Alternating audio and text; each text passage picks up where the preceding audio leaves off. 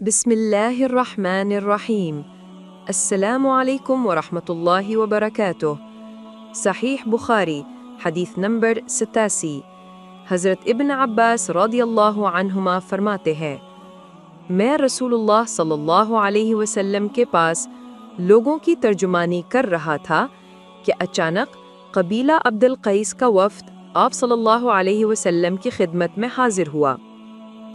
نبی اکرم صلی اللہ علیہ وسلم نے پوچھا، یہ کون لوگ ہیں؟ انہوں نے جواب دیا، ہم ربیعہ خاندان کے لوگ ہیں۔ نبی صلی اللہ علیہ وسلم نے نہایت خوشی کا اظہار کرتے ہوئے فرمایا، مبارک ہو اس قوم کو، مبارک ہو اس وفد کو، یہ لوگ کبھی رسوا نہیں ہوں گے، کبھی شرمندہ نہیں ہوں گے۔ اس کے بعد انہوں نے عرض کیا، یا رسول اللہ، ہم بہت دور کے علاقے سے آئے ہیں، ہمارے اور آپ کے درمیان کفار کا قبیلہ رہتا ہے، اس لیے ہم صرف حرمت والے مہینوں میں ہی آپ تک پہنچ سکتے ہیں، لہٰذا ہمیں کچھ ایسی باتیں بتا دیجئے جنہیں ہم اپنے پیچھے رہ جانے والوں تک پہنچا دیں اور جن پر عمل کر کے ہم جنت میں داخل ہو سکیں۔ یہ سن کر رسول اللہ صلی اللہ علیہ وسلم نے فرمایا، میں تمہیں 4 نیکیوں کا حکم دیتا ہوں اور 4 چیزوں سے منع کرتا ہوں۔ پہلے نبی صلی اللہ علیہ وسلم نے 4 حکم بیان کیے۔ نمبر 1 اللہ پر ایمان لانا۔ آپ صلی اللہ علیہ وسلم نے پوچھا، کیا تم جانتے ہو ایمان کا مطلب کیا ہے؟ انہوں نے کہا، اللہ اور اس کا رسول بہتر جانتے ہیں۔ آپ صلی اللہ علیہ وسلم نے فرمایا، ایمان یہ ہے کہ تم گواہی دو کہ اللہ کے سوا کوئی معبود نہیں اور یہ کہ محمد صلی اللہ علیہ وسلم اللہ کے رسول ہیں۔ نمبر 2 نماز قائم کرنا۔ نمبر 3 زکوٰۃ ادا کرنا۔ نمبر 4 رمضان کے روزے رکھنا۔ اور پھر فرمایا، مال غنیمت کا 5واں حصہ اللہ کے لیے نکالنا۔ اس کے بعد رسول اللہ صلی اللہ علیہ وسلم نے 4 چیزوں سے منع فرمایا۔ نمبر 1 دبا کے برتن سے۔ نمبر 2 حنتم کے برتن سے۔ نمبر 3 مصفت کے برتن سے۔ اور نمبر 4 اس برتن سے جو کبھی نقیر کہا جاتا تھا اور کبھی مقیر۔ یہ سب وہ برتن تھے جن میں چیزیں رکھ کر نشہ بننے کا خطرہ ہوتا تھا، اس لیے ان سے منع کیا گیا۔ آخر میں نبی کریم صلی اللہ علیہ وسلم نے فرمایا، ان باتوں کو یاد رکھو اور اپنے پیچھے رہ جانے والوں کو بھی یہی پیغام پہنچا دو۔ صحیح بخاری حدیث نمبر 90۔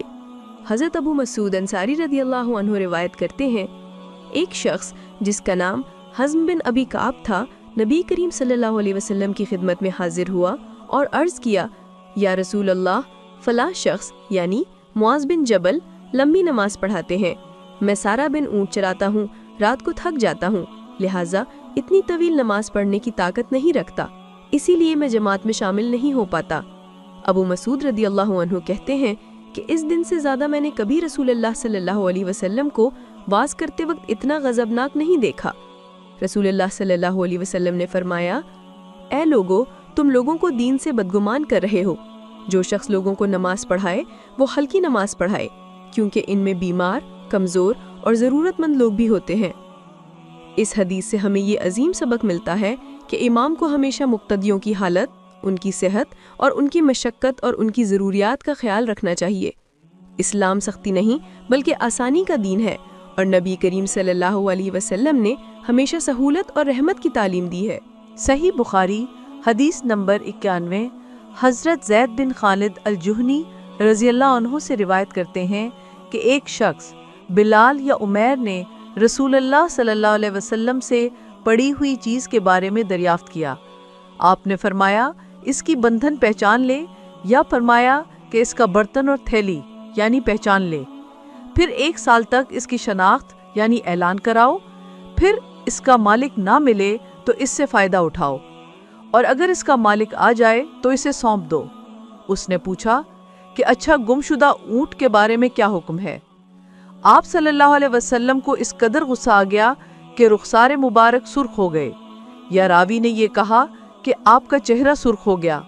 یہ سن کر آپ صلی اللہ علیہ وسلم نے فرمایا، تجھے اونٹ سے کیا واسطہ؟ اس کے ساتھ خود اس کی مشق ہے اور اس کے سم یعنی پاؤں ہیں، وہ خود پانی پر پہنچے گا اور خود پی لے گا اور خود درخت پر سے چرے گا، لہٰذا اسے چھوڑ دو یہاں تک کہ اس کا مالک مل جائے۔ اس نے کہا کہ اچھا گمشدہ بکری کے بارے میں کیا ارشاد ہے؟ آپ صلی اللہ علیہ وسلم نے فرمایا وہ تیری ہے یا تیرے بھائی کی، ورنہ بھیڑیے کی غذا ہے۔ یہ حدیث ہمیں سکھاتی ہے کہ اسلام میں امانت، دیانت اور انصاف کتنے ضروری ہیں۔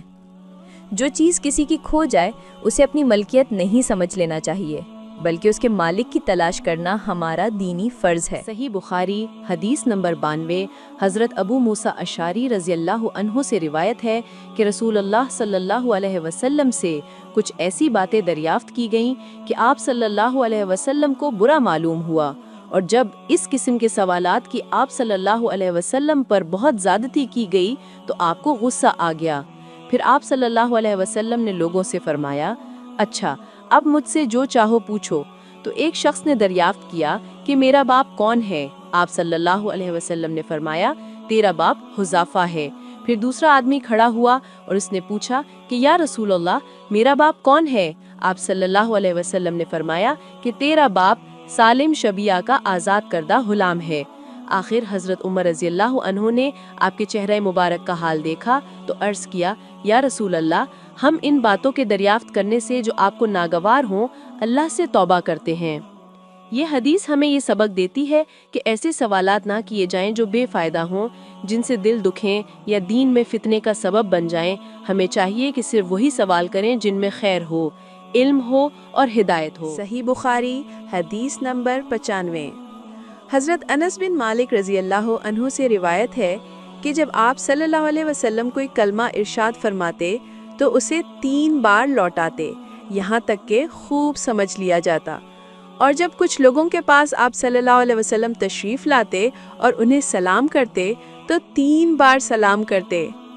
یہ حدیث ہمیں یہ سبق دیتی ہے کہ بات ہمیشہ اس انداز میں کرنی چاہیے کہ دوسرا شخص اسے اچھی طرح سمجھ سکے، اور سلام میں رغبت اور محبت کو بڑھانا چاہیے۔ صحیح بخاری حدیث نمبر 96 عبداللہ بن عمر رضی اللہ عنہما سے روایت ہے، وہ کہتے ہیں کہ ایک سفر میں رسول اللہ صلی اللہ علیہ وسلم ہم سے پیچھے رہ گئے، پھر آپ صلی اللہ علیہ وسلم ہمارے قریب پہنچے تو عصر کی نماز کا وقت ہو چکا تھا یا تنگ ہو گیا تھا، اور ہم وضو کر رہے تھے۔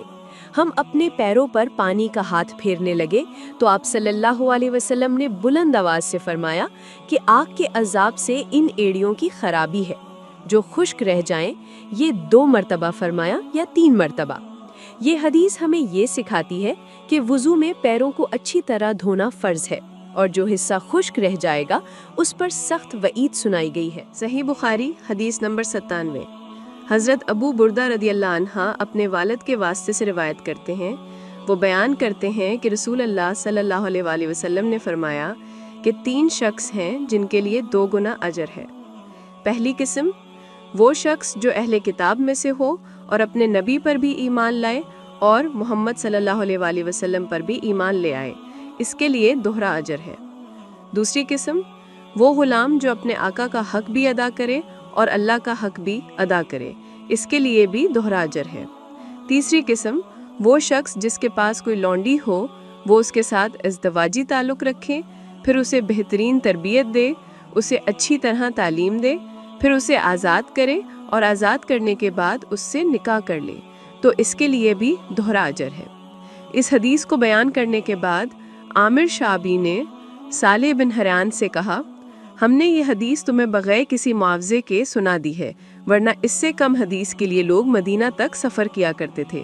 یہ حدیث ہمیں سکھاتی ہے کہ ایمان، عدل، ذمہ داری اور بھلائی پر ملنے والا اجر اللہ کے ہاں کئی گنا بڑھا دیا جاتا ہے۔ صحیح بخاری حدیث نمبر 98 حضرت ابن عباس رضی اللہ عنہما سے روایت ہے، وہ فرماتے ہیں، میں رسول اللہ صلی اللہ علیہ وسلم پر گواہی دیتا ہوں کہ نبی کریم صلی اللہ علیہ وسلم ایک عید کے موقع پر مردوں کی صفوں میں سے نکلے، اور آپ صلی اللہ علیہ وسلم کے ساتھ حضرت بلال رضی اللہ عنہ بھی تھے۔ آپ صلی اللہ علیہ وسلم کو خیال ہوا کہ شاید عورتوں تک خطبہ پوری طرح نہیں پہنچ سکا، تو نبی کریم صلی اللہ علیہ وسلم عورتوں کے پاس تشریف لے گئے اور انہیں علیحدہ نصیحت فرمائی اور صدقہ کرنے کا حکم دیا۔ یہ سن کر عورتیں صدقہ دینے لگیں، کوئی عورت اپنے زیور سے بالیاں نکالتی تھی اور کوئی انگوٹھی، اور حضرت بلال رضی اللہ عنہ اپنے کپڑے کے دامن میں یہ صدقے کی چیزیں جمع کر رہے تھے۔ امام بخاری رحمہ اللہ اس حدیث سے یہ بھی واضح کرتے ہیں کہ حاکم، امام یا خطیب پر لازم ہے کہ وہ مردوں کے ساتھ ساتھ عورتوں کو بھی الگ سے دین کی باتیں سمجھائے تاکہ سب تک دین کی بات صحیح طور پر پہنچ جائے۔ یہ حدیث ہمیں سکھاتی ہے کہ صدقہ دینا ایمان کا حصہ ہے اور دین کی باتیں سب تک پہنچانا نبی کریم صلی اللہ علیہ وسلم کا طریقہ ہے۔ صحیح بخاری حدیث نمبر 99۔ حضرت ابو ہریرہ رضی اللہ عنہ سے روایت ہے، وہ بیان کرتے ہیں کہ میں نے عرض کیا، یا رسول اللہ، قیامت کے دن آپ کی شفاعت سے سب سے زیادہ سعادت کسے ملے گی؟ تو رسول اللہ صلی اللہ علیہ وسلم نے فرمایا، اے ابو ہریرہ رضی اللہ عنہ، مجھے یقین تھا کہ تم سے پہلے کوئی اس کے بارے میں مجھ سے دریافت نہیں کرے گا، کیونکہ میں نے حدیث کے متعلق تمہاری حرص دیکھ لی تھی۔ سنو، قیامت میں سب سے زیادہ فیضیاب میری شفاعت سے وہ شخص ہوگا جو سچے دل سے یا سچے جی سے لا الہ الا اللہ کہے گا۔ یہ حدیث ہمیں بتاتی ہے کہ نبی کریم صلی اللہ علیہ وسلم کی شفاعت کا سب سے بڑا حقدار وہ بندہ ہے جس کے دل میں سچا توحید کا ایمان ہو اور وہ اخلاص سے لا الہ الا اللہ کا اقرار کرے۔ صحیح بخاری حدیث نمبر 100۔ حضرت عبداللہ بن عمر بن العاص رضی اللہ عنہما سے روایت ہے، وہ فرماتے ہیں کہ میں نے رسول اللہ صلی اللہ علیہ وسلم کو یہ فرماتے ہوئے سنا، اللہ تعالیٰ علم کو اس طرح نہیں اٹھائے گا کہ اسے بندوں کے سینوں سے نکال لے، بلکہ علم اس طرح اٹھے گا کہ اللہ پختہ کار علماء کو ایک ایک کر کے موت دیتا جائے گا، یہاں تک کہ جب کوئی عالم باقی نہیں رہے گا تو لوگ جاہلوں کو اپنا سردار بنا لیں گے، لوگ ان سے سوال کریں گے اور وہ بغیر علم کے فتوے دیں گے، نتیجہ یہ ہوگا کہ وہ خود بھی گمراہ ہوں گے اور دوسروں کو بھی گمراہ کریں گے۔ یہ حدیث ہمیں بتاتی ہے کہ علم کا اٹھ جانا سب سے بڑا نقصان ہے اور علماء کا ختم ہونا امت کے لیے بہت بڑی آزمائش ہے، اور جب جاہل لوگ دین کے فیصلے کرنے لگیں تو گمراہی، انتشار اور فتنہ پھیل جاتا ہے۔ دعا ہے کہ اللہ تعالی ہمیں علماء حق کا قدردان بنائے اور ہمیں بھی صحیح علم سیکھنے اور عمل کرنے کی توفیق عطا فرمائے، آمین یا رب العالمین۔ جزاکم اللہ خیراً۔ السلام علیکم ورحمۃ اللہ وبرکاتہ۔ مزید اسلامی حدیثیں اور معلوماتی ویڈیوز کے لیے ہمیں ضرور فالو کریں۔ اللہ حافظ۔